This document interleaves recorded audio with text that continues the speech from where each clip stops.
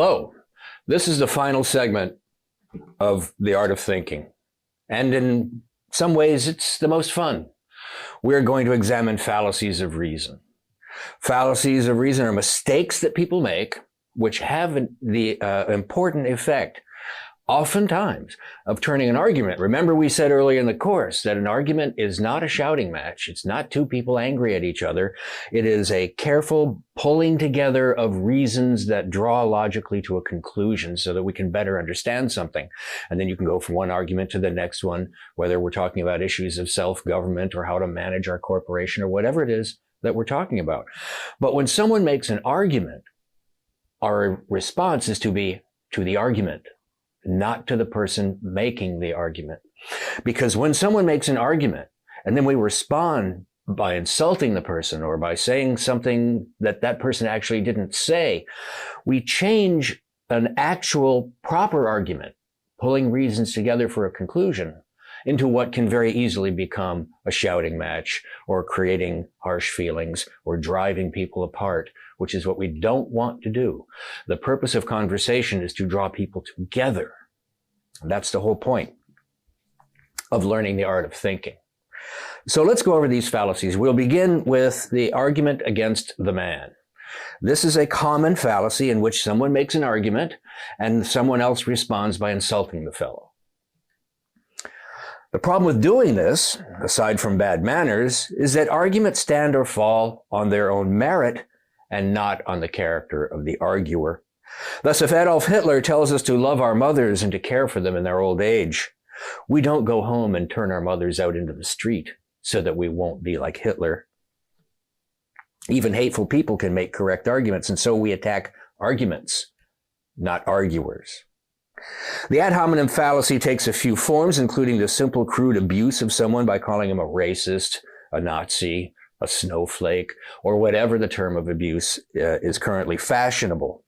But it has another form in which someone makes an argument and the responder ascribes a motive to the arguer, which may or may not be his, and which is irrelevant to the argument. So some fellow might say, I oppose affirmative action policies because they are forms of government discrimination against citizens. Now, a responsible respondent could reply by saying, oh no, affirmative action policies are the means by which we correct disparities that are nobody's fault. But instead, one might say, oh no, you're just a bigot who doesn't want to see poor people get ahead. But this is an insult. It's an attack on the person. And he never said anything like this. In fact, it may be the case that he's a bigot and doesn't want to see poor people get ahead, but it's irrelevant to his argument. We address the argument, not the arguer. The second fallacy is the false dilemma. This fallacy is called also the false dichotomy or the either-or fallacy. It is committed when someone insists that our situation has only two options, when in fact there are more than two. Bear in mind, sometimes there are only two options. For example, either God exists or he doesn't. But oftentimes there are more than two. So someone might say, we either raise taxes on the rich or poor people will starve. This is an example of the false dilemma fallacy because there are more than two ways to feed hungry people, often without taxing anyone at all. The third fallacy is called the straw man fallacy. A straw man argument is often used to divert attention from an argument one cannot easily defeat and replacing it with a different argument that is easier to rebut. A college administrator says that in this technological society where education is so important to a good life, government needs to make college affordable for all young people. And the respondent says, well, you're a socialist who wants to make education free. Well, the administrator might be a socialist. The administrator might even wish that education was free, but he didn't argue that.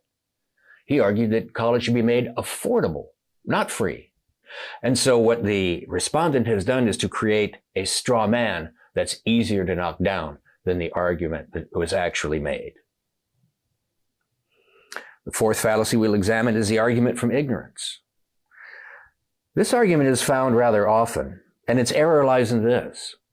From an observation of ignorance, nothing follows. Let's step back and consider the structure of an argument, whether it's deductive or inductive. In order for you to come to a conclusion, you have to have premises. You have to have propositions in which facts are asserted. But in the argument from ignorance, you come to a conclusion with no premises at all. You don't know. So you don't have any facts to assert. But if you have no facts to assert, you have no conclusion that you can logically reach. If we say, I don't know that Senator Smith has an illegitimate child, well, then you can't conclude that either he does or he doesn't. All you can say is, I don't know. Again, from an observation of ignorance, nothing logically follows. The fifth fallacy we'll look at is the slippery slope. This error is easy to spot because it's so obvious. It begins with an observation of no particular urgency and ends in turmoil and struggle. For example, a young fellow is confronted by his mother for failing to do his homework. The boy tells his mother that it's a simple assignment that doesn't mean anything. The mother objects, saying to her son that if he doesn't do his homework, he will fail in school. And if he fails in school, he won't get a good job. And if he doesn't get a good job, he won't be able to support a family, in which case he'll spend his life alone and broke. So do your homework. But of course, it doesn't follow from the fact that a boy doesn't do his homework one night that the rest of his life is going to be turmoil and struggle. The mother, in this case, observed, if you don't do your homework, you'll fail. That's true. But it doesn't follow from the fact that you'll fail if you just don't do your homework one time. And so the mother creates this slippery slope that does not logically follow from what the boy is currently doing or not doing. Next is a fallacy of special pleading. Now, special pleading is when someone is guilty of an infraction and you want to say, yes, he has broken established rules and deserves the consequences, but this case is special. Let's not apply the consequences. Someone asserts, for example, that no one is above the law, but then claims that senior elected officials should not be held to account for minor crimes because they are so important to society. Now, note, if you say no one is above the law, that means no one is above the law. But the principle that's being acted upon here is no one is above the law except people who are above the law. Of course, you can't have a rule like that. Consider a student who is caught cheating on a test and says that he knows that cheating should be punished, but he just made a stupid mistake. Anybody who cheats can make that claim. If cheating should be punished, then if you cheat, you should be punished. The seventh fallacy we're going to look at is a genetic fallacy. And this one we see in our society quite ubiquitously. It's everywhere. And it's also harmful. Let's see how it works. The fallacy consists in its irrelevance to the subject under discussion and takes the form of denying the legitimacy of an idea or a practice on grounds of its origins. For example, A says to B that he and his wife recently crossed the Atlantic to Europe in a ship of the steerage line. B then scolds A for traveling on a ship line that has a murky past, doing really shady things during World War I. This kind of claim ignores the present context, seeking to attach to something or someone in the present an unsavory element from the past that may no longer be relevant because both people and whole societies can improve over time. This is why this is so important, because what the genetic fallacy assumes is that we can't improve. If you make a mistake in the past, you're done forever. No, we want to improve. This is why we learn the art of thinking. It's why we understand the importance of being able to think and speak for yourself and to engage in conversations with people. Because one of the things it allows us to do is to consider our society, consider ourselves, consider our families, our friendships and associations, and see how can we improve. That means we have to observe that it's possible to improve. And if you do, then you are no longer guilty of whatever was going on in the past. The eighth fallacy is called post hoc ergo propter hoc. It means after this, therefore because of this. All of the fallacies we've examined have Latin names, but this one, I like to say, jumps out at you. After this, therefore, because of this. It assumes that because it assumes that because B follows A, that therefore A caused B. If the cat climbs the curtains after a hearse drives by the house, it does not logically follow from the hearse that the hearse caused the cat to climb the curtains. Here is a more timely example. If someone criticizes a politician for dishonesty, and later someone else attacks the politician, it does not follow from logically that the criticism incited the attack. The fallacy ad populum is very simple to understand. It's based on the assumption that an argument must be correct if a great many people believe it. Plato's Socrates famously observed that truth is not determined by popular opinion.